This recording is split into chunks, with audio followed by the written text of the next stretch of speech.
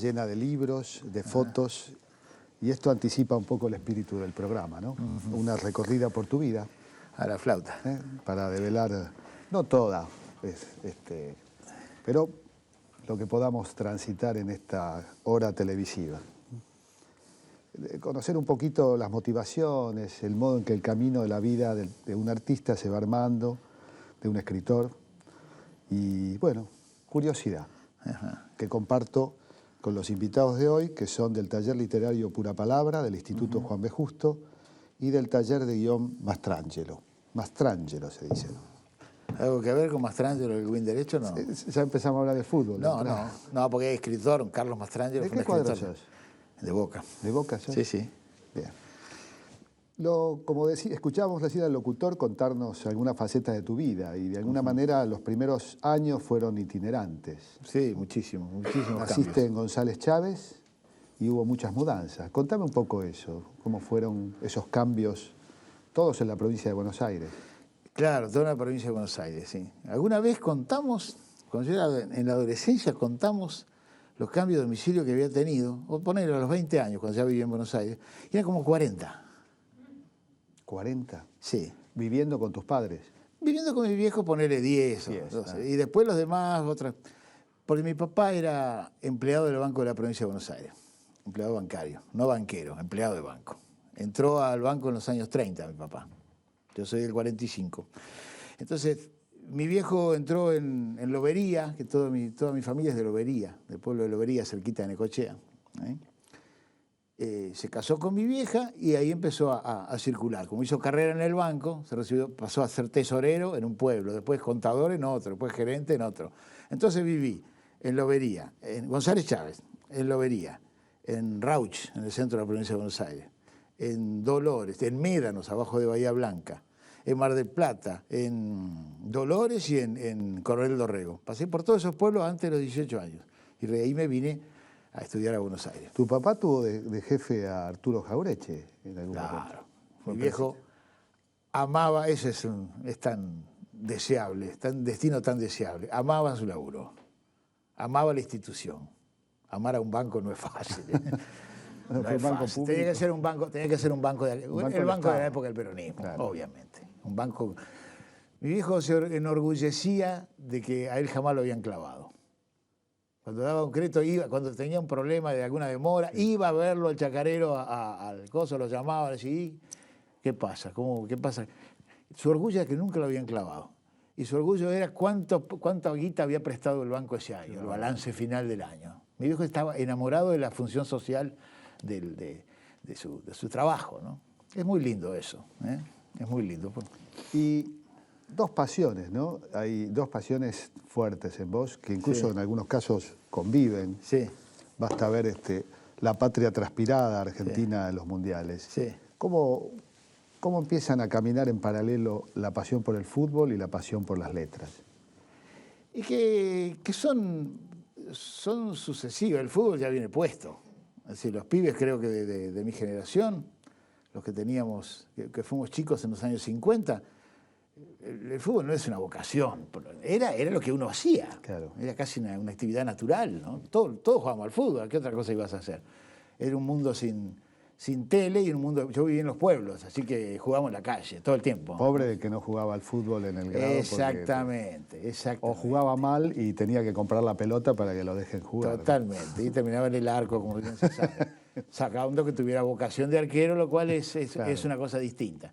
Pero el fútbol siempre fue con natural. Ir a jugar al fútbol era una vocación de todos, ¿no? Era una práctica.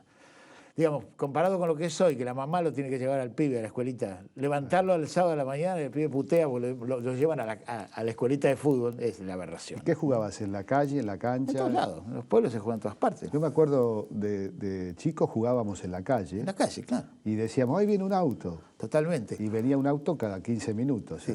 Flores, ¿no? El barrio de Flores. Hoy prácticamente, pasa uno atrás de otro. No, además hay una cosa, aprender a jugar al fútbol o jugar al fútbol en la calle, jugar en la vereda, entre los árboles, en un terreno irregular, obliga a desarrollar ciertas aptitudes de control de pelota, de cuidado de la pelota.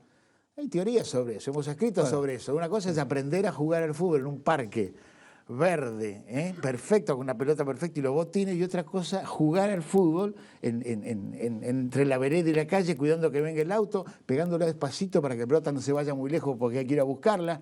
Eso, O haciendo el toque con la pared. exacto, tirando a la pared. El toque a la pared. Exactamente, el ámbito donde se juega no es independiente de la técnica que se desarrolla. ¿Vos pensás de alguna manera que el fútbol argentino es hijo del adoquín y el brasilero de la arena? Totalmente. Tengo escrito sobre eso además. Teorías, en general esas teorías son todas falsas, pero sirven para pensar. Pero si no es vero, es ben trovato. Claro. Horacio del Prado me contó una vez una anécdota muy linda. Horacio estaba acompañando, es un periodista deportivo, un gran periodista, un periodista deportivo, además excelente. Horacio estaba siguiendo a la selección argentina y estaba en Inglaterra en algún partido, acompañando a la selección, estaba en Londres. Entonces va a un parque, imaginémonos Kensington, alguno de esos, y ve a los papás, un papá jugando con los nenes. ¿Cómo jugaba? El viejo se ponía acá y los chicos allá. Tiraba fuerte y los chicos saltaban y cabeceaban. Claro, Inglaterra, los goles de cabeza. Inglaterra de antes, hoy en día está más influida por los franceses. En casa, ¿cómo aprendíamos? ¿Cómo aprendimos nosotros? El viejo agarraba la pelota, la ponía debajo del pie y decía, quítamela. Entonces te daba vuelta, te ponía el culo y vos se la tenías que quitar al padre para jugar al fútbol. Y después si la agarrabas, correr para que no te la quiten. Ahora es todo un psicoanalista se hace un Sí, picnic. pero sí, que nosotros aprendemos a jugar. Al padre es Y bueno, nosotros aprendemos a jugar la pelota primero y después a jugar al fútbol. Entonces, jugar la pelota significa cuidar la pelota. El pase se adquiere como concepto mucho después. En un cumpleaños de 4 años, 5 años, vos tirás la pelota, todo el mundo corre, trae la pelota sin arco, ¿no? Claro. Corre. ¿A quién la tiene más tiempo? Ese es el principio de, por lo menos, la esencia de lo que fue nuestra manera de concebir el juego, ¿no? Sí, yo también pienso que un poco es como el tango, Sí. el fútbol argentino, y el brasilero como el samba, ¿no? Totalmente. Sí. Tienen esa... Absolutamente. Lo nuestro está bastante desnaturalizado en los últimos tiempos, pero eso ya sería... Está bastante desnaturalizado nuestro fútbol en los últimos tiempos. Sí. No me refiero a lo que pasa fuera de la cancha, que en general es bastante deplorable, sino adentro. En primer lugar, tienen que tener los jugadores un estado físico sorprendente. Claro, y tremendo. me gustaría ver esa foto que tenés ahí, porque esto nos va a hacer pensar en si el estado físico era una cualidad. ¿Esta? Sí. Ah, esta es historia. Si era una cualidad el estado físico, bueno, no está, bueno, el arquero está un poquito pasado. Era medio sopete el arquero. Pasado de hidratos de carbono, además. Sí. Esta foto es cuando salimos campeones en Coronel Dorrego, Liga de Coronel Dorrego, año 63. Primer año de la Liga. Yo tenía 17 años, soy el inside derecho ese que está con la rodilla. Pinta, ¿eh? No digo que ahora no, pero... Era un pendejo, ¿no? Pero ahí hay hombres grandes. Ahí. Sí, acá está, por ejemplo, este hombre parece... El de la punta, el turco Genaysir, tenía 30 y pico largo. Para mí podía ser mi padre. Claro, bueno... Bueno, ahí jugaba yo, por ejemplo, Independiente de Dorrego. Estaba terminando el secundario y jugaba en el equipo del pueblo. Seguimos campeones. Y al año siguiente me vine a Buenos Aires a estudiar letras y también a probarme a ver si entraba en algún lado. Pero antes de estudiar letras, hay algo que uno, generalmente en las vocaciones se pregunta cuál es el punto de partida, ¿no? Porque hoy el común denominador de los chicos es la computadora, incluso que supera la televisión. Claro. En tu época, que es la mía, prácticamente. ¿Cómo empezaste a leer? ¿Qué empezaste a leer? Los primeros relatos... Verdad, decime la verdad. No, la verdad. Los primeros relatos son las historietas. Son las historietas y la radio. Es decir, las historias que uno lo atraparon fue la radio y las historietas. Historietas que... Al principio, la primera revista que yo me compraba fue el Pato Donald. El Pato Donald... que abajo decía, subtitulaba El Pato Donaldo y otras historietas, porque era la época en que todavía había imposición por parte de la Secretaría de no sé qué. Ajá, sí, estamos hablando del primer gobierno de Perón. Del idioma. El idioma, ¿no es cierto? Entonces, yo leí muchísimo El Pato Donald. Donaldo, y además tenía pilas así. Donaldo le decían. No, eso estaba nada más que en la tapa. Yo también leí El Pato Donald en mis Claro, principios. y pero con, no, todos los Disney. ¿Era la revista chiquita? Chiquita, sí. Y rebautizados. Aquí para nosotros Dipi es Dipi, no es Goofy. Fue el tío patilludo, no el tío rico. Es decir, todas las denominaciones de esos personajes tuvieron en la Argentina. Un lugar donde trabajaron después, uno se entera con los años, grandes intelectuales argentinos trabajaban en las revistas de Abril, de Editorial Abril. Era eso. Entonces lo primero que leí fue El Pato Donald, después me salté a las historietas de aventuras, cuando fui a los 7, 8 años, y después empecé a leer Hora Cero y Frontera, todas las revistas de Oestergel, de Prat, del Castillo. Leí muchísima historieta cuando era pibe. La época dorada, ¿no? La época dorada. Y después el cine. La otra cosa era la radio, escuchar Tarzán por radio, cuando volvía de... Con la propaganda del chocolate. ¿No? Del Toddy. No existe, creo que sí existe. No sé. El Toddy, no sé, debe existir todavía. Claro, yo, Sandokan, por ejemplo, Tarzán, y había una de aviones, del Capitán Warren, todo por radio. Escuchábamos pelear a Tarzán con el cocodrilo por radio. Ahí viene, deben ser, no, eso es las revistas dislocadas, deben ser los gorilas, deben Sí. ser. Sí. Y después el cine. Íbamos mucho a ver cine de género, películas de convoy, no de cowboys, de convoy, de guerra, nada de bélico. Películas de guerra, de convoy, de la selva, de Tarzán. Es decir, eso fue. Los libros llegaron, los libros fueron llegando despacito a través de la colección Robin Hood, Claro. sobre todo El Príncipe Valiente, que tenía más dibujitos. Corazón, que Claro. de un bajón era Corazón. Sí, Era. de Amici, sí. Sí. Y después la literatura, los textos literarios me llegaron por dos vías. Por un lado, en mi casa se compraba la revista Leoplan. La revista Leoplan era un magazine, salía cada 15 días, que tenía muchos cuentos. Y muchos cuentos policiales, y muchos cuentos de... Y ese le gustaba mucho a mi vieja. Mi vieja leía William Iris, Simenón, todo ese tipo de cosas. Era una novela y cuentos sueltos, además de noticias. Y ahí empecé a leer cosas raras. Sin saber, ahí descubrí a Roald Dahl, descubrí a Ambrose Bierce, descubrí...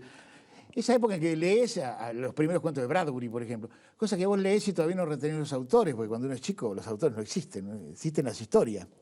Entonces, yo leí más esas revistas que los libros que había en mi casa. En mi casa había lo que eran los bestsellers de los años 50, Cronin, Vicky Baum, Stefan Zweig, esas cosas. Y además las revistas de mujeres que compraba mi vieja y mi hermana, Vosotras, Para Ti, Damas y Damitas, leía todo. Te podría haber dado por la costura fácilmente. No creo, no, la costura no, pero escribir cuentos para las revistas esas revistas, sí. Y bueno, y después, como siempre, me tocó un profe. Ajá. Un buen profe en Mar del Plata, en el primer y segundo año, el pelado Marcangeli. ¿De qué materia? Y de historia y de castellano. Y el pelado me abrió la cabeza. Son historias que te digo, se ve que generacionalmente nos imitamos mucho. Porque Totalmente. Podría haber contado lo mismo, ¿no? Exactamente, Jorge, es así. Y Desde el Pato Donald hasta el profesor, por lo menos. Exactamente, yo tenía 13, 14 años y un día, una mañana de invierno, llega el pelado Marcangeli de primera hora castellano, un lunes, y se pone a copiar, dice copien, evidentemente cuando no tenía ganas de laburar, como si hemos hecho los profesores, uno empezó a escribir, ¿no? En el pizarrón.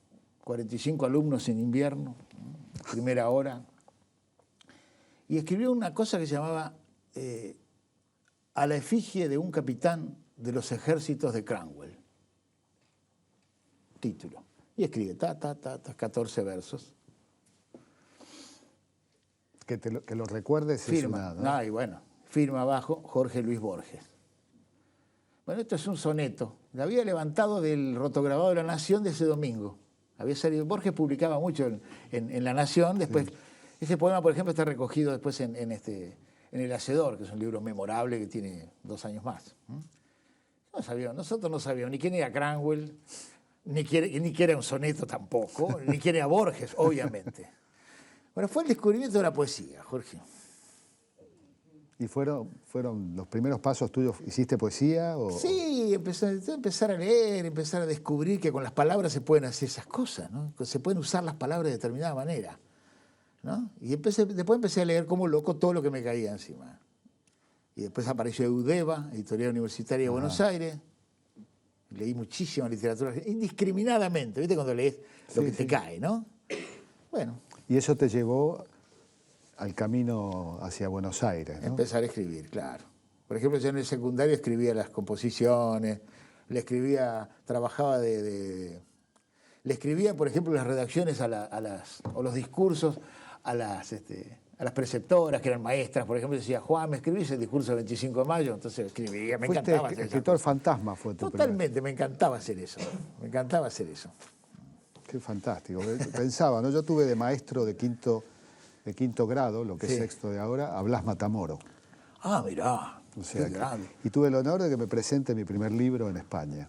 Ah, mirá qué bien. O sea, bueno, obviamente también escribía composición, tema, cualquier cosa, 7 páginas escribía. Claro. Yo en Matamoros... Es muy importante el rol de los maestros y de los profesores en el despertar de una vocación, ¿no? Totalmente. Es decir, lo único que te pueden transmitir, con los años uno lo aprende, porque yo he sido docente también, me recibí en la UBA, así que di clase bastante Y tiempo. ahora vamos a hablar de eso.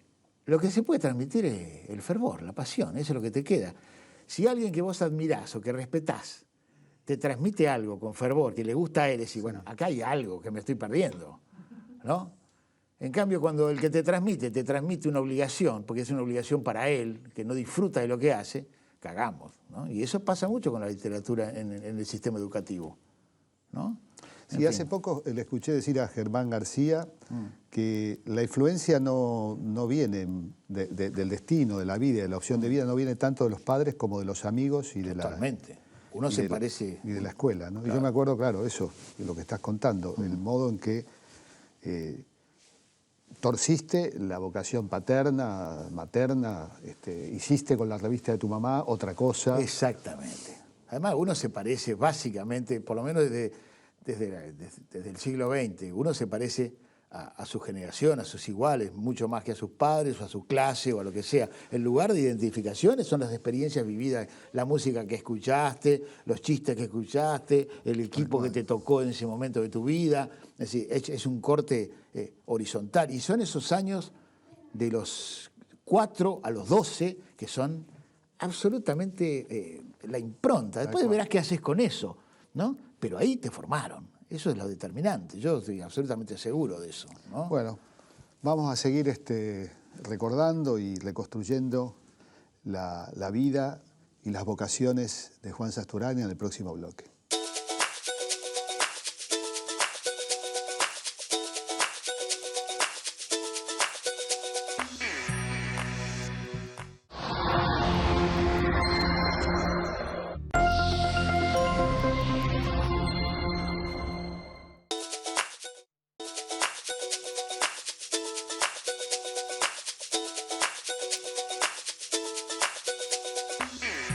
Llegaste a Buenos Aires para estudiar letras y al mismo tiempo, en paralelo, seguías con el fútbol y te probaste en algunos equipos de fútbol. Sí, me probé. Tenía un tío en San Lorenzo. Gran equipo. Sí. Sí, claro, pues claro. Bueno, era el San Lorenzo del 64, 65. Fui ahí porque tenía un tío,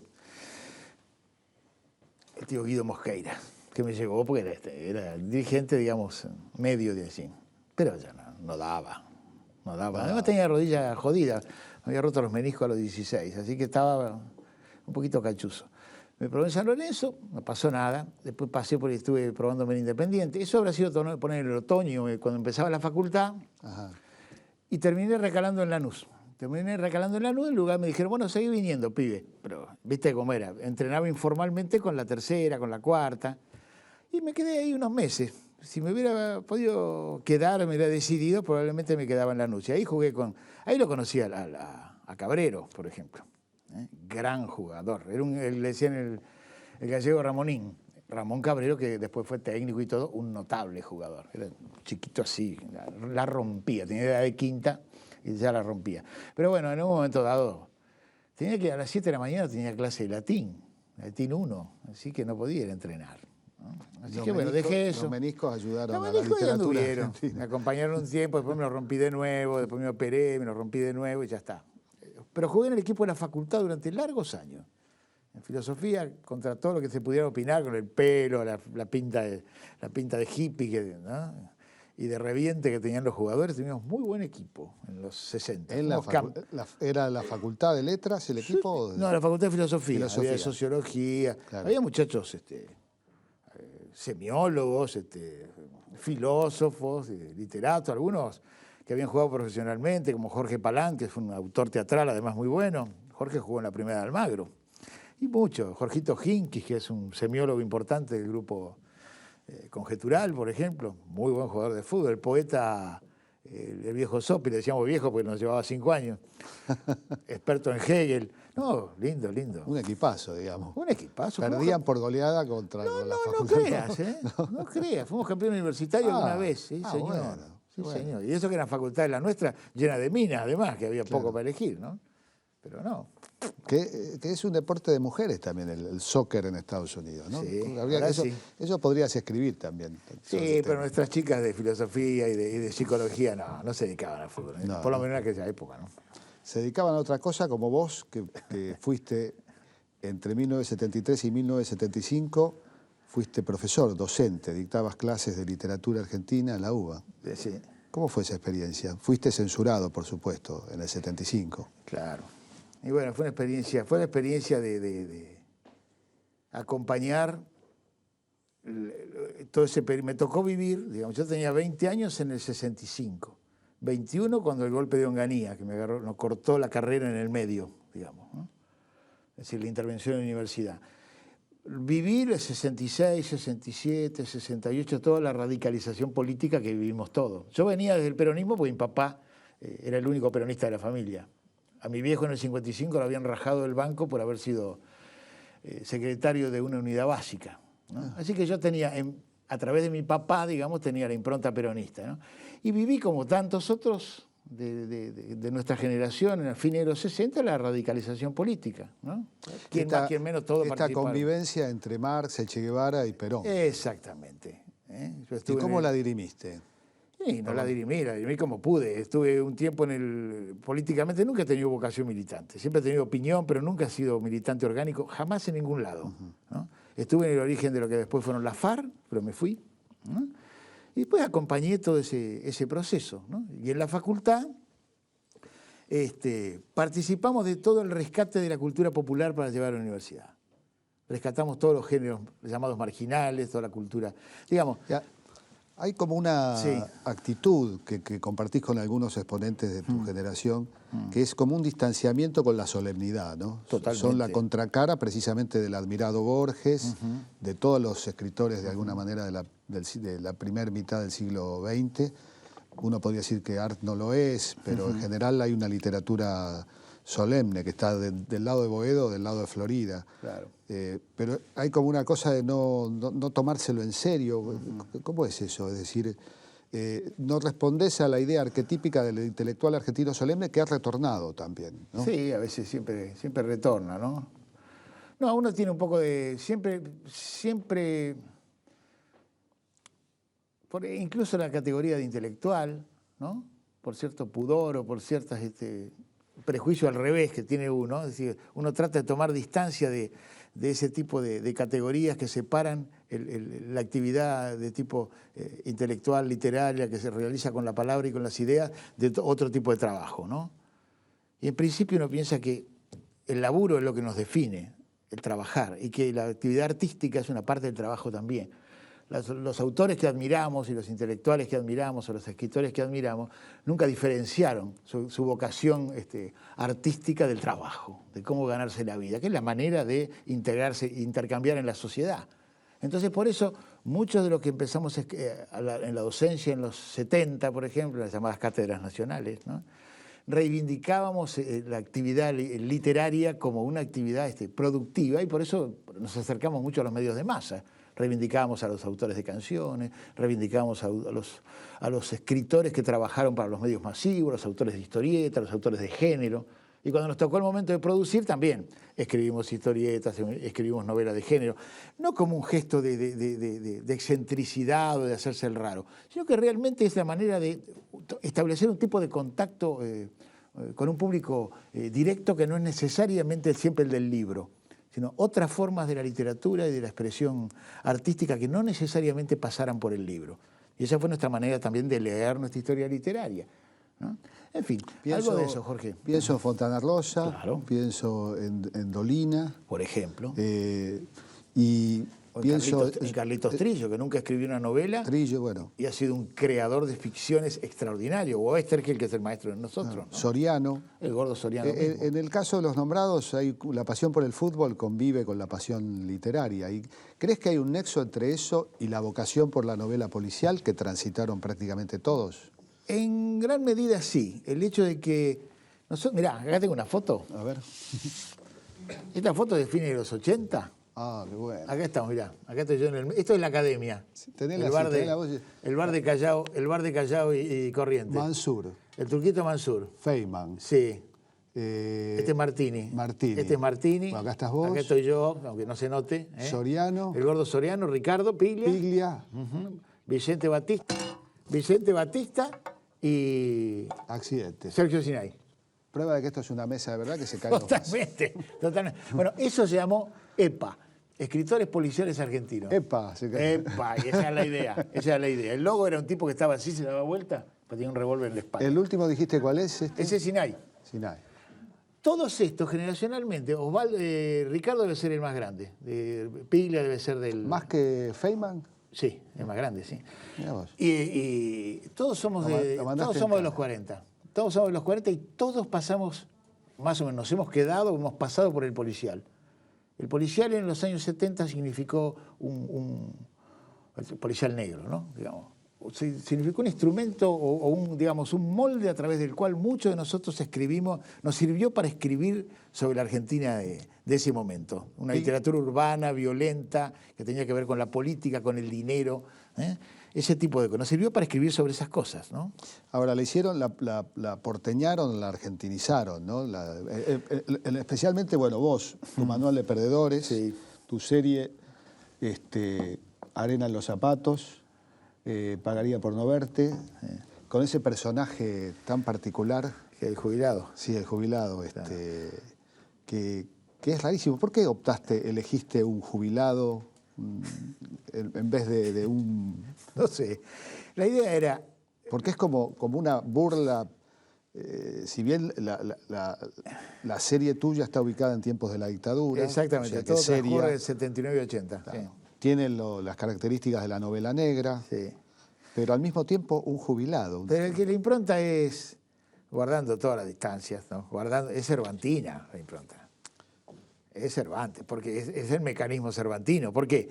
Es un viejo que ha leído, un veterano. Echenique, ¿no? El jubilado Echenique. ¿Le decía Echenique o Echenaique? Echenaique se pone él. Se pone Él para que suene más sajón, ¿no? Para que suene más policial.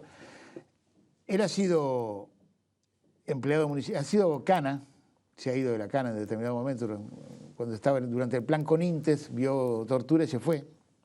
Es una figura literaria, pero bueno. Sí, sí. Después labura es empleado municipal, se jubila como municipal y ha sido siempre lector de policiales. Y a los 60 y pico años, cuando queda viudo, vende la casa en Flores y decide vivir alguna vez aquello que había soñado. Eso es absolutamente más allá del Pire, es el Quijote, claro. Bueno, es vivir aquello que ha leído. Y su Sancho Panza, que no es bajo ni gordito, pero es gallego, digamos. Claro, es el mozo gallego del Bar Ramos de Corrientes y... Aporta el sentido común, además. Totalmente, de Corrientes y Montevideo. Entonces, ¿qué decide? Poner una oficina de investigaciones privadas en la Avenida Mayo, como corresponde, y empieza a investigar y empieza a laburar. Y esos son los casos que aparecen en el Manual de Perdedores, en Arena en los zapatos. Esa es la idea. La impronta era aquel que quería estar a la altura de sus sueños, digamos. Vivir alguna vez la vida como debía ser, ¿no? Ahora, son además perdedores vocacionales. Todos. Perdedores como se debe perder. Con dignidad. Exactamente, una sociedad de mierda, competitiva, que lo único que considera es la ideología de pisarle la cabeza al de al lado, ¿no es cierto? Que el manual es Dale Carnegie, cómo vivir, cómo ganar amigos e influir sobre las personas, ¿no? Ese fue el manual de comportamiento social. Perder es estar a la altura, no pierde un hombre cuando está a la altura de sus sueños, cuando vive de acuerdo a lo que cree. Eso lo aprendimos de Oesterheld. Sí. Eso lo aprendimos de Héctor. Las historietas de Oesterheld son eso. El triunfo social o el triunfo en la batalla tiene que ver con a qué altura el hombre llega de lo que cree. Puede ser derrotado, como diría Faulkner, puede ser derrotado, pero no destruido, ¿no? Entonces, esa es la idea, ¿no? En tu paso por la historieta hay un personaje equivalente. Ajá. ¿No?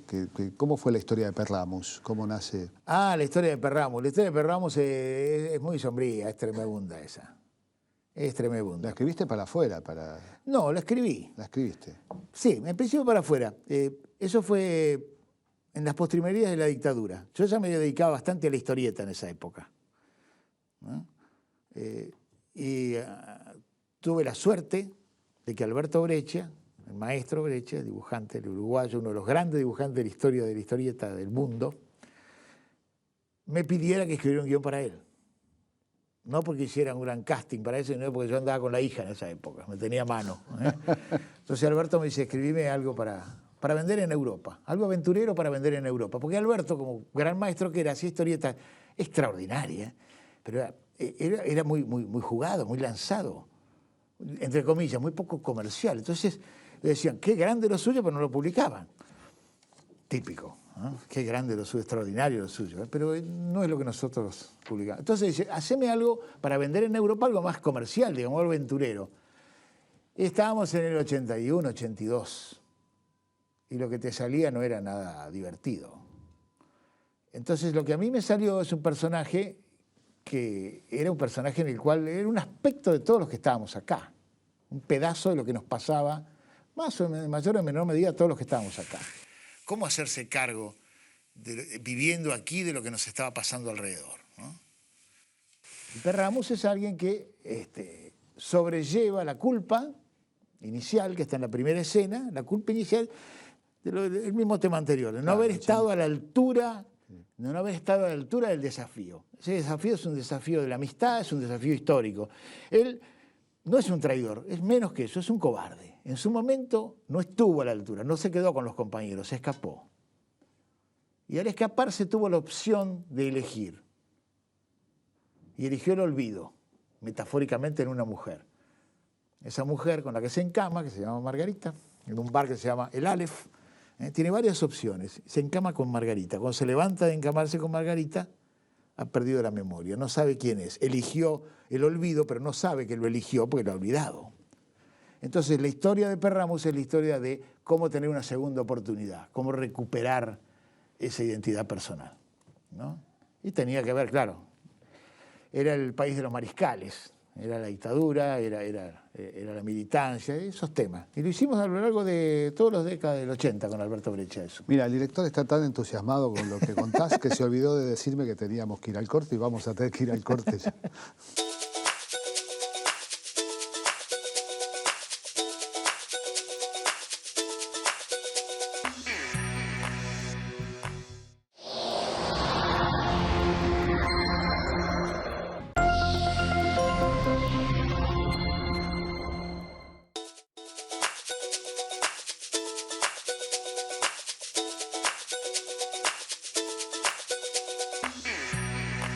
Bueno, te dije al principio que íbamos a tener en el último bloque preguntas de los visitantes, Taller Literario Pura Palabra, Instituto Juan B. Justo y Taller de Guión Mastrangelo. ¿Tenemos ya una pregunta? A ver. ¿Qué tal, Juan? Mi nombre es Daniel del Taller Pura Palabra. Quería preguntarte sobre la génesis del cuento subjuntivo, que me parece un cuento maravillosamente escrito. Ajá.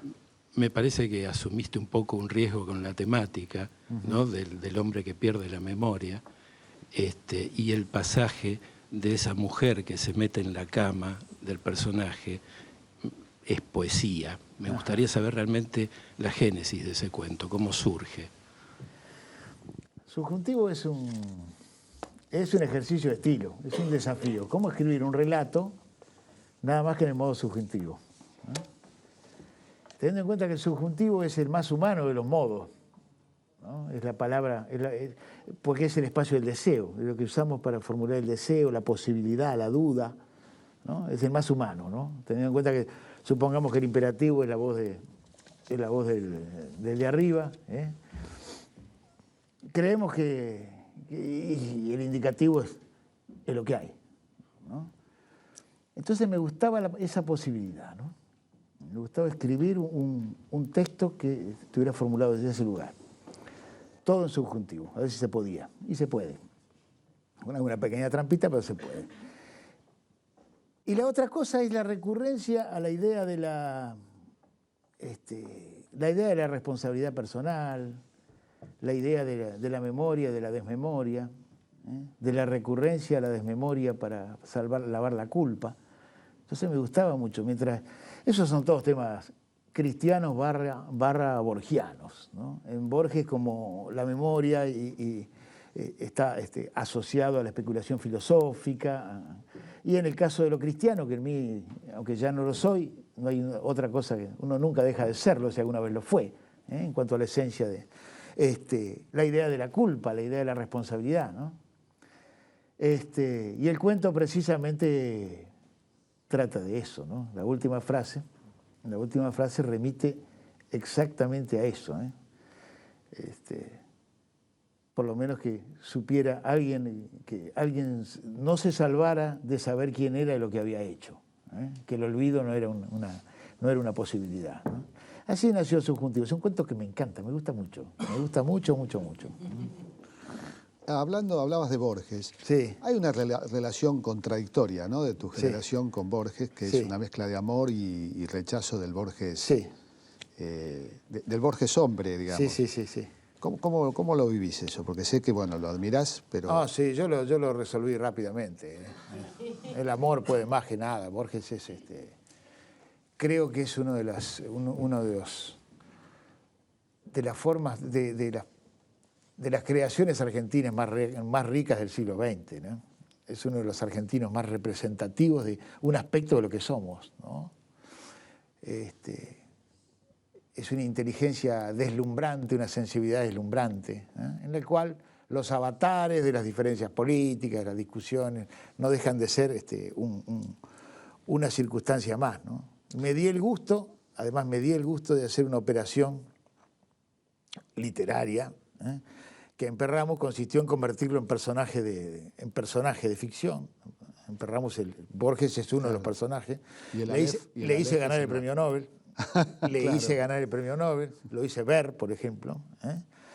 Y realicé una operación que es la que a veces ha realizado la izquierda con Evita. Nosotros desde el campo popular, yo he sido peronista durante muchísimo tiempo, y nunca he dejado de estar dentro del campo de que es como el cristianismo. Exactamente, nunca se puede dejar de serlo. Siempre hemos vivido, siempre veíamos cómo de la izquierda decían, ¿cómo puede ser que los peronistas tengan Evita? Entonces siempre la contraponían con Perón, se la quitaban, era revolucionaria, no como ese viejo reaccionario y fascista. En fin, todas esas operaciones, la envidia de Evita, digamos. Y de algún modo también las lecturas desde el campo popular, excesivamente cortantes respecto de nuestra cultura, no ponían a Borges del otro lado. Yo jamás permití que me lo quitaran, ¿no? Borges es nuestro, es de todos, ¿no? Y la operación en Perramus significó precisamente eso, recuperar al maestro para este terreno. E incluso en Perramus Borges defiende a los revolucionarios. Dice, ¿cómo usted? Le preguntan, ¿cómo usted, con su ideología y todo, está defendiendo a esta gente? Y dice, bueno, entonces le pongo de nuevo en la boca su famosa expresión, ¿eh? Será porque tengo predilección por las causas perdidas, ¿no? Muy bien. Vamos a la pregunta que sigue. Hola, yo soy Camila del Instituto Juan B. Justo y quería pedirte una visión, una opinión sobre la actualidad de la historieta, que es un género con tanto recorrido y tanta trayectoria en la Argentina. La historieta goza de muy buena salud en la Argentina. Lo que sucede, probablemente comparado con décadas atrás, digamos hasta los años 80, es que han desaparecido algunos soportes masivos de la historieta, es decir, las revistas de historietas masivas, encarnadas por la editorial Columba y otras editoriales, eso ha desaparecido como oferta, no están en los kioscos.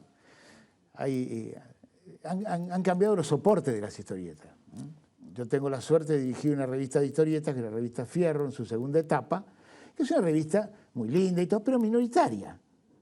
Ya no es la historieta de lectura masiva, sino que la leen los historietistas y los informadores. Se van es como un gueto un poquitito ampliado, ¿no? Es decir, pero hay muchísimos autores, muchísimos creadores que, como siempre en la Argentina, trabajan para aquí y muchos trabajan para el exterior, ya sea para el mercado norteamericano o mercado europeo. La historieta goza de pero muy buena salud, pero pasa un poco como con el fútbol argentino.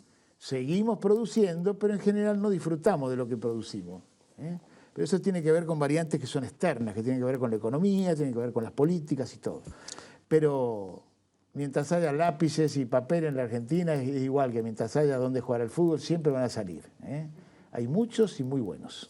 En La Patria Transpiradas, sí. Argentina en los mundiales, haces una recorrida por la participación de la blanquiceleste en los mundiales, Sí. y la relacionás con el ser nacional, o sea, con lo que es... Sí. En especial, bueno, me conmovió mucho la derrota, cómo contás la derrota argentina en el Mundial de 1930 frente a Uruguay. Ajá. Y sí, porque en ese libro lo que intentamos hacer, lo que intenté hacer fue no contarlo desde la estadística, sino de la vivencia personal. Obviamente el Mundial del 30 yo no lo viví, pero el fútbol es un relato en general. Ya sea que te lo cuente la radio, que te lo cuente la tele o que te lo cuente tu viejo. Los mitos se construyen así. El 30 es un mundo absolutamente mítico. Argentina juega el Mundial del 30 en el Centenario y lo pierde en un partido tan épico como como el maracanazo del 50 para los uruguayos, ¿no? Y es una final de barrio, digamos, que es la final del mundo, que coincide. Digamos, la final del mundo es un partido de barrio, porque en ese momento, digamos, el meridiano futbolero universal pasaba por el Río de la Plata. Claro. En esos años, Argentina y Uruguay se disputaron, todos los años 20 hasta el 30, se disputaron las finales de 2 Juegos Olímpicos y el primer Mundial de Fútbol que se jugó en Uruguay, ¿no? Así que Brasil todavía no era una potencia futbolística. todavía no había llegado a manifestarse como potencia futbolística. Los uruguayos, de algún modo, fueron los primeros que trasladaron, le quitaron la bandera a los maestros, ¿no? Los olímpicos fueron en el 24 y en el 28. Exactamente. Que todavía están los nombres de las tribunas en el Centenario de Montevideo, ¿no? Esa gloria de los uruguayos nadie se las puede quitar, ¿no? Vos decís que los argentinos jugamos al fútbol como somos, digamos. Exactamente, todo el mundo es así. Pero cuando se pone en cuestión la identidad, la manera, lo que llamamos la nuestra, es por eso cuando discutimos de fútbol, estamos hablando de muchísimas otras cosas. No cuando discutimos de lo que pasa fuera de la cancha, sino dentro de la cancha. Los estilos, las maneras, el concepto del juego, el resultadismo, en fin. Estamos hablando de otras cosas. Yo tengo un libro que se llama Win de Metegol, y la bajada es ¿de qué hablamos cuando hablamos de fútbol? ¿No? Hablamos de fútbol porque nos gusta, pero cuando hablamos de fútbol hablamos de todo, ¿no? Hablamos absolutamente de todo, ¿no? Vamos a una pregunta más. Hola, Ariel de Pura Palabra también. Mi pregunta tenía que ver con el proceso creativo, si es que lo hay, en su caso, y si hay un momento, digamos, de iluminación, de espontaneidad, y después sobreviene un tiempo, digamos, de corrección, de trabajo, para llegar al producto final de su obra. ¿Es algo así o se me ocurre a mí nada más? Sí, hay algo así. En general, para escribir ficción, yo parto de situaciones, de personaje en situación. Se me ocurre una escena o algo que le pasa a alguien, pero no sé a dónde voy a ir a parar. No soy de aquellos que escriben, y no es una virtud, tampoco es una desgracia, es así. Cada uno labura más que como quiere, como puede, ¿no? Pero yo parto de situaciones, un personaje en situación y largo, y veo a dónde voy a parar. Es complicado eso cuando te pasa cuando escribís novela de género, novelas policiales, por ejemplo, la obligación de la trama es que cierre todo, y cierra, Yo cierro las novelas. Pero a veces es un quilombo, porque avancé y tengo un cadáver y no sé quién lo mató. Y es cierto, esto no es una postura, este tenía que morir y murió, ahora vamos a ver quién lo mató. Lo cual le da a los textos, supongo yo, y así deseo, cierta cosa de devorado, cierta cosa de acompañar un proceso de tensión en la escritura que es genuino. Cuando vos tenés todo claro antes de escribir, y eso en literatura es básico, cuando vos notás una novela y le ves las costuras rápidamente, esas novelas que están escritas para hacer un guión de cine, ¿qué es un guión de cine ya? Que ves la trama secundaria, este va a aparecer acá, este cierra allá.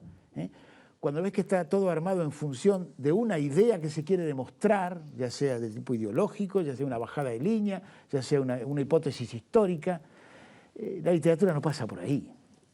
¿No es cierto? La literatura no pasa por ahí. La literatura está hecha con palabras, está hecha con sentimientos, está hecha con ese impulso de no saber a dónde se va, ¿no?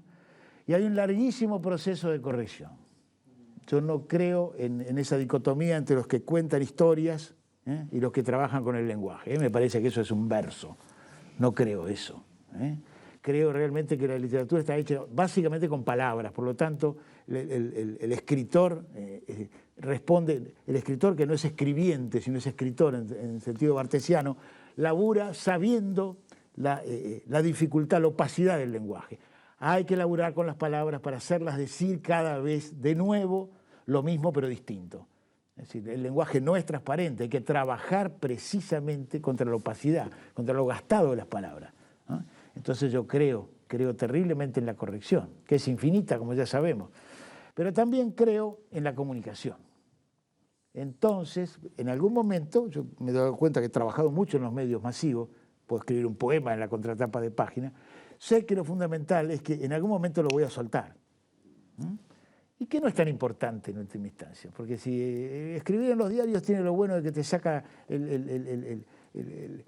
toda la cuestión de la solemnidad, de tomarte demasiado en serio. Si escribiste una buena contratapa, un buen texto, te van a aplaudir, pero mañana envuelven la lechuga, ¿no es cierto? Y si lo que escribiste es un desastre, también mañana se olvida. Es decir, eso no es aceptar la fugacidad de lo que producimos, ¿no? Eso no quiere decir que no nos rompamos el alma cuando lo hacemos, ¿no? Pero es eso, ¿no? Es básicamente eso. Y lo que necesitamos, como todos, es quien nos lea. Todos queremos tener guita, ser famosos, etcétera, etcétera, pero lo que todo el mundo quiere es que alguien te lea, comunicarte, encontrarte, porque si no, no cierra. Tu paso por el periodismo, La Opinión, en el 71. Sí, fue el primer diario donde empecé a colaborar. Ajá. Hacía crítica de libros, cosa que uno tendría que hacer ahora. Pero uno, antes de ser capaz de escribir, uno ya critica a los otros. Eso es típico. En literatura es típico eso. Un crítico dijo, todo crítico lleva tras de sí la sombra de un eunuco, cosa que vos no fuiste porque No. pudiste... Sí, además tenía la suerte de estar en La Opinión, estaba el jefe de cultura de La Opinión, estamos hablando del año 71, era Hellman. Claro. ¿Qué te parece? Casi nada. Y después Página 12. En Página 12 dirigiste el suplemento deportivo. Fui editor del suplemento deportivo. No fui... Lo tenía director, por suerte, a gente, grandes periodistas. El Mulato Lagares era el... Vos que eras el comisario político, digamos. No, yo era un pasante veterano, porque yo no había trabajado nunca dentro de la redacción. Así que cuando llegué era un nabo que no sabía ni cerrar. Entonces lo tuve a mi alrededor, a Lagares, lo tuve a Juan José Pano, a Diego Bonadeo, toda gente deportiva. Acá hay otra foto llena de periodistas, ¿no? Esta foto es bárbara. Esto lo organizó la agencia TEA, Taller, Escuela, Agencia, hace 20 años, a fines de los 80. Este curso se llamó Los Lanzallamas, lo inventó Carlitos Ares. Entonces a todos... Que es el que está junto a Dolina y a vos. Y a mí, aunque no parezca, soy yo, Carlitos Ares, el negro Dolina, Carlitos Ferreira, Pano.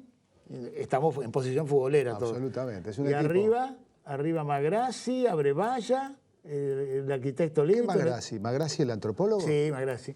El perro Berbisky, Horacio Salas, Pepe Leayer, Carlitos Ulanowski y Paenza. Todos dimos un curso sobre distintas cosas. ¿Ves? Todos los que estábamos ahí escribimos en los medios, o estuvimos en la radio, todo. Fue muy lindo. Yo hablé sobre historieta, hay un curso de historieta ahí. Qué bárbaro. Bueno, con esta imagen de gente tan joven, que sigue siendo... muchos siguen siendo jóvenes, otros no están. Nos despedimos, como hacemos con quienes nos han hecho recorrer la parte más creativa y el camino de la vida. Nos despedimos, como siempre, con un aplauso.